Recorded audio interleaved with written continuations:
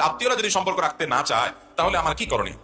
দেখুন, নবী করিম সাল্লাল্লাহু আলাইহি ওয়াসাল্লাম বলেছেন, লা ইয়াদখুলুল জান্নাতা কাতিআ। রক্ত সম্পর্কীয় আত্মীয়ের সাথে যে সম্পর্ক রক্ষা করে না, ছিন্ন করে ফেলে, এই লোক জান্নাতে যাবে না। আত্মীয়তার সম্পর্ক রক্ষা করা ফরজ।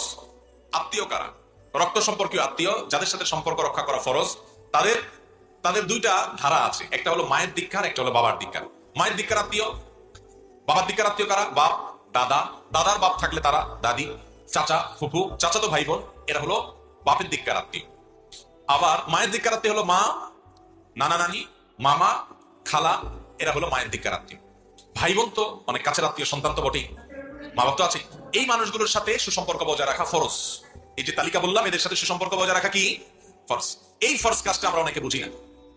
দেখা যায় অনেকে ফুফুর সাথে মাসকে মাস হয় যোগাযোগ নেই, চাচার খোঁজ খবর নেয় না, মাসকে মাস হয়ে গেছে, দেখা সাক্ষাৎ হয়তো সালামও হয় না, অথচ তাদের সাথে সুসম্পর্ক রক্ষা করা ফরজ। এই ফরজটা আমরা অনেকে অবহেলা করি। এখন প্রশ্নকর্তা যিনি প্রশ্ন করলেন, এরকম প্রশ্ন আমাদের অনেকের, যে আমি চাই ভালো থাকতে কিন্তু তারা আমার সাথে সম্পর্ক রাখতে চায় না, আমার কি হবে? ঠিক একই প্রশ্ন এক ব্যক্তি আমাদের প্রিয় নবী সাল্লাল্লাহু আলাইহি ওয়াসাল্লাম করেছেন। নবী সাল্লাল্লাহু আলাইহি ওয়াসাল্লামের কাছে প্রশ্ন করেছেন, ইয়া রাসূলুল্লাহ, আমি আমার আত্মীয়স্বজনের সাথে সম্পর্ক বজায় রাখতে চাই কিন্তু তারা আমার সাথে সম্পর্ক বজায় রাখতে চায় না। তখন নবী করিম সাল্লাল্লাহু আলাইহি ওয়াসাল্লাম বলেছেন, লাইসাল ওয়াসিলু বিল মুকাফি। তোমার আত্মীয় তোমার সাথে সম্পর্ক রাখতে চায়, তুমিও চাও, এর নাম আত্মীয়তার সম্পর্ক রক্ষা করা নয়। এটা তো যে কেউ করে, যে সে ভালো আমিও ভালো, সে আমার বাচ্চাকে একটা জামা দিল, আমি তার বাচ্চাকে একটা জামা দিলাম, সে আমাকে একবেলা দাওয়াত করে খাওয়ালো, আমি তাকে একবেলা দাওয়াত করে খাওয়ালাম, এটা তো যে কেউ করবে।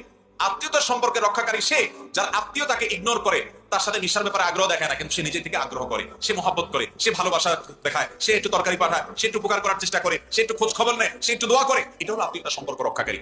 অর্থাৎ আপনি যার সাথে আত্মীয়তার সম্পর্ক রক্ষা করতে চাচ্ছেন, তিনি রক্ষা করতে না চাইলেও আপনি আন্তরিক হবেন, এর জন্য আল্লাহ আপনাকে আদর দিবে। হ্যাঁ।